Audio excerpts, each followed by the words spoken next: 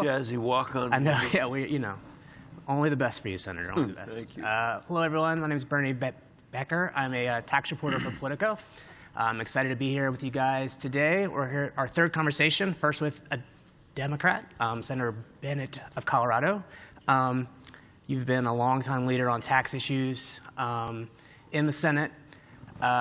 So what I want to get to is, this has been a Republican process so far. We've heard maybe one reconciliation bill, maybe two reconciliation bills. Senator Johnson, your colleague, voted 3 reconciliation bills today.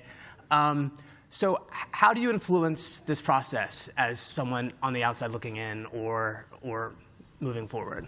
I actually think there's not much for us to do to influence it, although it is, to me, interesting that Senator Johnson made news here saying maybe 3 reconciliation processes. That's a lot of reconciliation processes. It's going to be interesting to see whether anybody else thinks that's a good idea. There's still a debate going on about whether it should be 1 or 2. No Democrat is going to have any influence on that, and I'm not sure what I would recommend. I think that obviously the person with the toughest job in all of this is the Speaker of the House, who's got to keep together that very, very narrow majority. And in the end, he may have an awful lot to say about what can get over the finish line there and whether that should be 1 or 2 or 3. I know there's a difference of opinion between the House and the Senate. But we can have an influence in the sense that we can raise our voices about the broader tax bill and what the House, what the Republicans are trying to do in Washington unilaterally as one party to our country and to the American people.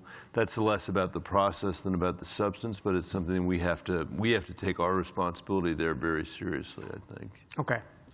So, I mean, I think we could probably acknowledge there's a non-zero chance that Republicans have some issues as the year goes on. Are you guys sort of working on the side, like, say it gets to December and maybe this has to become a bipartisan process to extend some of the expiring tax cuts?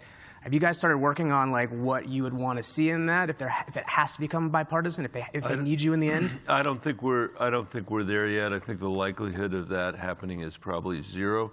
Okay. If it did happen, though, I mean, if there were a catastrophe and all of a sudden they couldn't get it passed, maybe we could have a moment where people said, you know what, the debt and deficit in this country really is unsustainable, and despite all the rhetoric about tax cuts paying for themselves and everything else, that there could be a coalition of Democrats and Republicans that would come together and close over the rank and file, or the folks that are kind of leading the partisan battle on this, to create a set of choices that would be good over the long term for the American people in terms of the way our fiscal condition is operating. I think that's in some way, I mean, the likelihood of that I think is almost 0 and probably less than 0 with Donald Trump as our president. But at some point, we are going to have a bipartisan outcome. Like, I don't see the possibility of, I'm not saying this year, I don't think it will happen this year, but as Americans, we're going to have to get past this reconciliation for reconciliation for reconciliation if we are ever going to have a hope of bringing in line our revenue and our spending and be able to turn over our kids an undiminished view of what our country ought to be. I guess let me say that in a less complicated way. I don't feel like there's anything progressive about the debt and deficit that we have on this country right now. I think we're already constraining the choices that our kids and grandkids are going to have available to them because we've been unable to make those choices. And the only way we're ultimately going to be able to do that is in a bipartisan way. It's not going to happen in this season, but it could happen someday. Mm-hmm. So as Republicans move on this process, I mean, there are things they could do that you would like more than others. I mean, you've been a long-time fan of expanding the child tax credit. You're not as big a fan of, say, of like unlimited SALT. So, like, do you talk to your GOP colleagues who want to expand the CTC about like ways to do it? Like, are you having those conversations on the side about like, if you're going to do this, I think this might be a nice way to do it? Like, yeah, that sort of stuff. Definitely. And I think they're reaching they're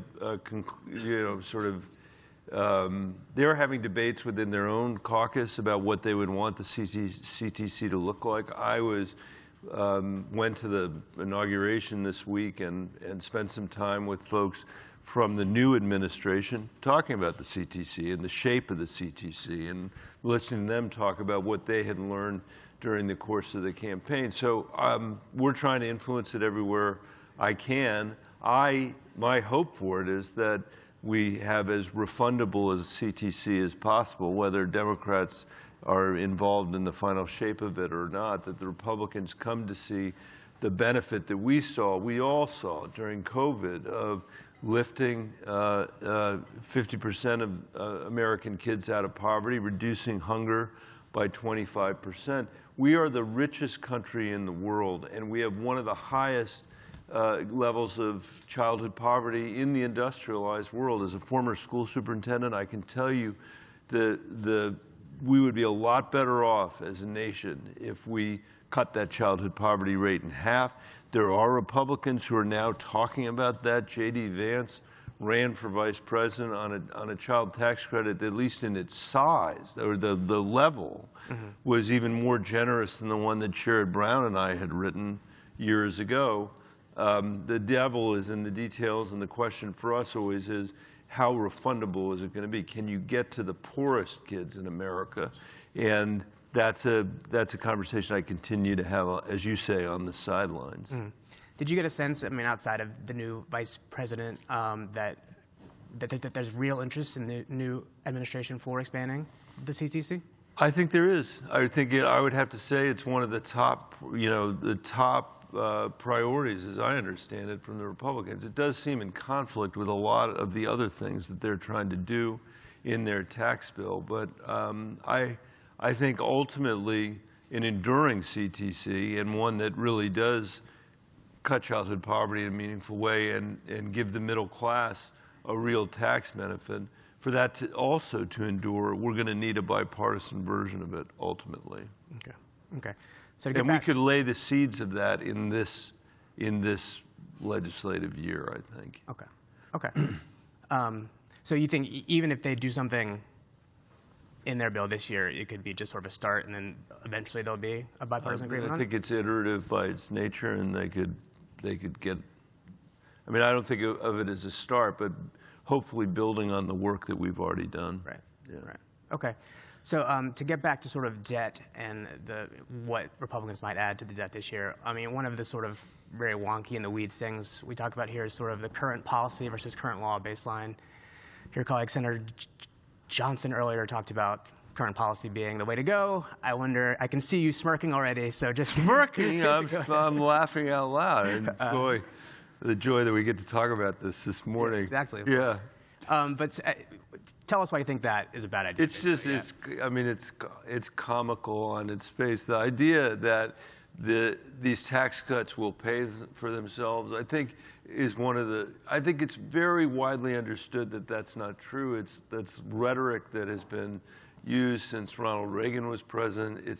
We have this interesting moment now that's very unusual in American history, where we've got the same administration coming back.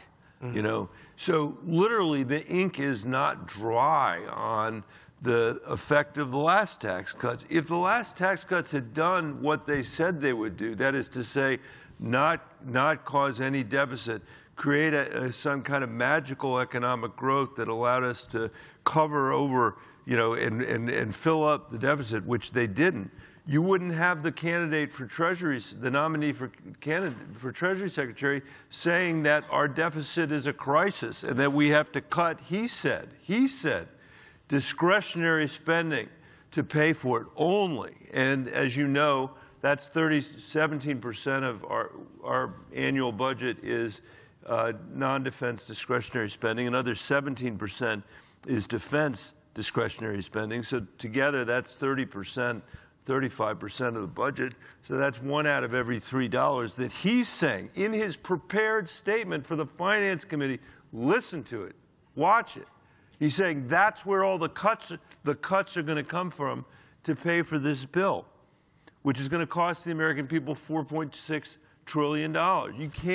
You can't get those cuts out of $1 out of $3. It's impossible. So they're trying to have it both ways. They're trying to ring an alarm on the deficit saying we have this massive problem. And on the other hand, they're trying to say that the Trump version 1 of the tax cuts didn't blow a $2 trillion hole in the deficit. And the American people are too smart for that. And they're going to figure it out, I think. And I was saying the other day during his hearing that, to me, I don't understand how people get away with this in Washington, D.C. If you were in any city in this country, in the north or the south, red or blue, it makes absolutely no difference. And the mayor of your town came to you and said, I'm going to borrow more money than I've ever borrowed before. And you said to the mayor, that worries me. I'm worried that you're going to borrow all that money. What are you going to spend that money on? Are you spending it on schools? And the answer is no. Are you spending it on infrastructure? No. Parks? No. Mental health? No, which we desperately need as a country. Healthcare? No. Making our schools better? No. What are you doing? What are you doing with the money? We're going to give it to the 2 richest neighborhoods in town and hope that it will trickle down to everybody else. And by the way, as it trickles down to everybody else, we're going to say that it's going to magically grow the economy in a way that will paper over the debt that we're incurring, not to fix your schools, not to fix your parks, not to fix, in the case of America, our national defense, but to pay for tax cuts for the richest people in our community. That is their tax plan. And it's a shame that we weren't able to defeat it at the polls, and we're going to have a hard time defeating it here. But we're going to be carrying those, that argument out to the American people, and I think they're going to be really discouraged to see what these guys really do. It's shocking, really, shocking. They are worried about the debt and deficit. They really are worried about it, and they don't think that we're going to cut our way there by slashing discretionary spending. But that's what this new Treasury Secretary has proposed before he's even in the job. Mm-hmm. I think people, after hearing that, won't be surprised on that you voted against him this week. He did not get a lot of support from your side of the aisle. Last time Janet Yellen, I think, was unanimously approved by the committee. I mean, why do you think that is? Do you think it is just sort of like, I mean, in some of what you're saying is that he's sort of part and parcel of the entire administration, and so, I mean, what has he done to sort of preserve opposition already, then? I think that, I think anybody who's going to be in this job working for Donald Trump is going to be a master of trickle-down economics and the king of debt, which Donald Trump is. He proudly calls himself that, and he is. I think that we'd like to have a nominee who's somebody who's paid, his taxes in full and who's thinks that folks, the wealthiest people in America ought to pay their taxes like everybody else. And some of what came out in his in his paperwork suggested that he hadn't paid the full freight of his Medicare taxes, and I think that raised a lot of concern on our side. Okay. I want to switch gears here a little bit.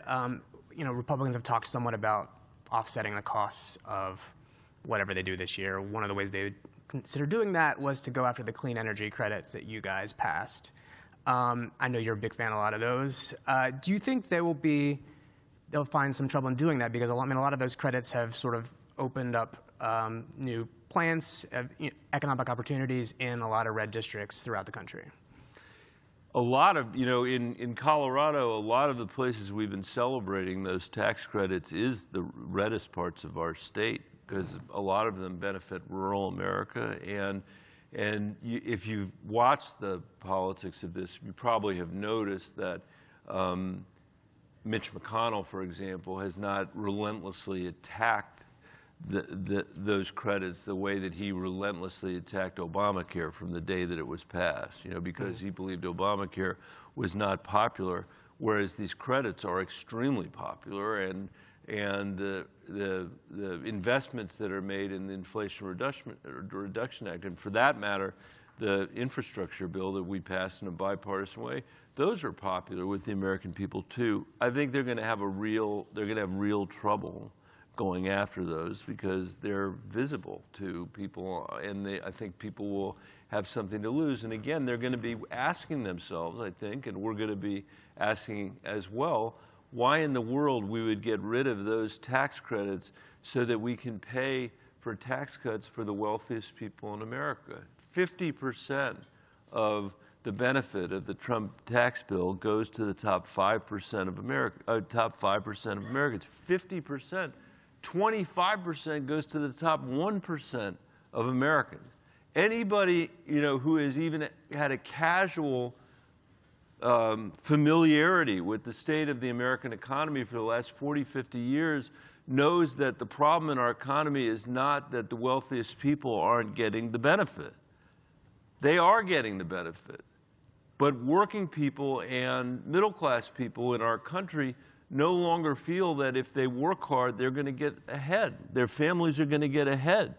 That if they work hard, their kids are going to be better off than they are. In fact, I'm really sad to say this, but this generation of younger Americans, if we don't get our act together, is going to be the first generation of Americans to have less opportunity, not more than their parents and their grandparents.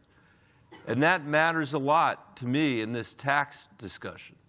Because if we saw the opportunity to be able to reshore some industries and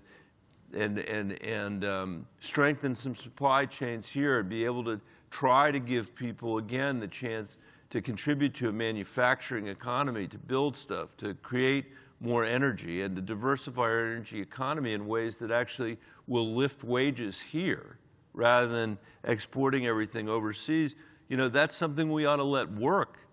But these guys may not want to do it because of their ideology on energy, and I do think they're going to have a hard time doing that. Okay. Fortunately, I don't think, from their perspective, that they're at all serious about paying for it, which is why my friend Ron Johnson was here telling you about 3, yeah. Whatever. What was the scoring again? The current policy. The current policy. Yeah. Okay, so one of the other things you guys did when you were in control was you expanded funding for the IRS. Republicans have been clear since you did that they wanted to sort of pull that back. They've been somewhat successful in that, and then now with the new administration, there's been, they've essentially forced out a Senate-confirmed IRS commissioner. They've put like a special hiring freeze on the IRS. I mean, how concerned are you about what, the new scene is going to do to the IRS and the ability to collect revenue to, battle the debt? I'm concerned about it. I mean, they've got a view that the IRS is, some horrible totalitarian agency. I don't know what it is exactly, but what they seem to be doing is trying to keep the wealthiest people in America from paying their taxes, And regular people in our country pay taxes. They have to pay taxes. They fill out their forms and they pay their taxes. And the folks that they're cutting at the IRS are the people that can go after folks that have complicated taxes because they're really wealthy and they're hiding what they pay. And it makes it easier for people that are trying to dodge their taxes if there are not people at the IRS, if there's no cop on the beat to do their job, which is why they always starve the IRS. There's probably not a brand in America that's worse than the IRS, which may be another reason why they go after it. I think it's too bad that the Biden administration didn't get some credit for the modernization that they're trying to do over there. And I think that it would be a wonderful thing if Americans could, for example, submit their taxes in a much more automated way so they could do it quickly, be secure in the knowledge that it was done properly, and then get on with the rest of their lives. We're one of the few industrialized countries where that's not true. I think Elon Musk wants to do that too. So. And by the way, I think that would be great. And there may be a lot of things that they're trying to do in terms of government reform that turn out to be things that I can support. I think that we're long overdue. and I hope we get some help. I mean, it would be useful to have some people that actually know something about writing software to help us think about the technology in the federal government. I've never seen a software implementation in the federal, state, or local government actually ever go well. I've rarely seen it go well in the private sector, but that would be a nice place for these guys to apply themselves. And I hope that that's what they were doing, sitting behind President Trump the other day when he was inaugurated, was thinking about how they could benefit the American people by helping us reform the way our agencies work, not sitting there trying to protect their ability to pass their fortunes on to their heirs tax-free, which is what they're able to do today because of how broken our tax code is. I'm sure that was not the reason they were there. Yeah. So I'm assuming we are not here. I almost expected signs up there saying, "Save, step up, save, step up." But there's a few crowds that will understand what you just said. This might be one of them. Yeah. I'm assuming you haven't met with the president's choice to lead the IRS, Billy Long, yet. I don't think he's met with many of your colleagues. Do you have concerns, A, about the precedent of essentially, these are supposed to be overlapping terms so that it wasn't just one president gets to choose his own IRS commissioner? And also, are you concerned about the specifics we've heard about this nominee, specifically that he may have been pushing the employee retention tax credit onto businesses that may not have been eligible and may not have wanted it, or that sort of thing? I'm really worried about that. I read a little bit about that. I have not gotten to his portfolio yet, so I haven't. We're working our way through some other nominees right now, but I am worried about that. There was widespread fraud throughout the country on that tax credit that I'd like to not see replicated. So it's something that I'm going to be asking him about. And I'm sorry that the Biden leadership left, because I think they were doing a pretty good job and taking it seriously in a nonpartisan way. It'd be good to have people fill out their terms, but you can see it not just at the IRS, but Chris Wray at the FBI, who left early rather than filling out his term. I saw today that Washington, D.C. is not going to have the benefit of having a U.S. attorney who's actually from Washington, D.C. One is being imported from Missouri, I think it is, to come here. And you look at the decisions yesterday to pardon the folks that were engaged on January 6th. These are all things that erode, shatter, compromise our democratic norms in ways that I think we're going to pay for in the long run, and that's we're going to have to take it on. Obviously, we lost this election to Donald Trump. There's a lot of shame in that, I believe. I don't believe that it's Donald Trump's fault that he won. He ran and he won for the second time, and he told the American people what he was going to do. And the Democratic Party could not make a compelling case about why that was going to be bad for the American people. And I believe it is going to be terrible for the American people. Think about the kids that I used to work for in my old school district, who are mostly kids of color, mostly kids living in poverty, who are utterly invisible to Donald Trump, are utterly invisible to his administration, and yet we were not able to overcome his three-ring circus to be able to get us to a place where we had an enterprise here in all respects that was actually trying to work on behalf of the American people. This tax debate, I think, is going to give us a real opportunity to highlight those differences in ways that I think the American people will see and will understand. So have you, in your mind, for this year, what is, on taxes specifically, what is the best bad outcome, essentially? What are best bad outcome? I